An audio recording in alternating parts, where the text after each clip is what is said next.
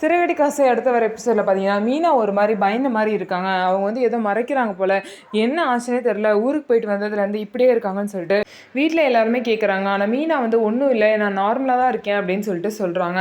இதனால முத்து பார்த்தீங்க அப்படின்னா அவங்கள கயிறு போகிற இடத்துக்கு கூட்டிகிட்டு போகிறாங்க.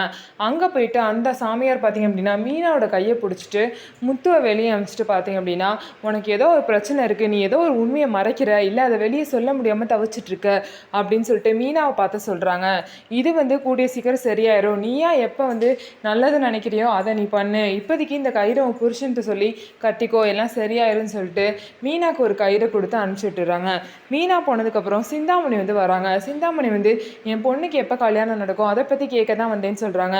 உன் பொண்ணுக்கு நீ விருப்பப்பட்டபடி கல்யாணம் நடக்காது, கல்யாணம் நடக்கும், ஆனால் கல்யாணம் நடக்கிறப்ப நீயும் புருஷனும் ஜெயிலுக்கு போக வேண்டிய நிலைமை வரும், ஆனால் உன் விருப்பமே இல்லாமல் தான் உன் பொண்ணுக்கு கல்யாணம் நடக்கும் அப்படின்னு அந்த சாமியார் பார்த்திங்க அப்படின்னா சிந்தாமணி கிட்ட சொல்கிறாங்க. இதை கேட்ட சிந்தாமணி, இதுக்கு வேறு பரிகாரமே இல்லையா, அதை மாற்ற முடியாதா அப்படிங்கிறாங்க. விதியை யாருனாலையும் மாற்ற முடியாது, கண்டிப்பாக இதுதான் நடக்கும் அப்படின்னா கண்டிப்பாக நடக்கும்னு சொல்லிட்டு அவங்களும் சொல்லிடுறாங்க. இதுலேருந்து என்ன தெரியுதுன்னா சத்யாவை தான் சிந்தாமணி பொண்ணு வந்து கல்யாணம் பண்ணிக்க போகிறாங்க.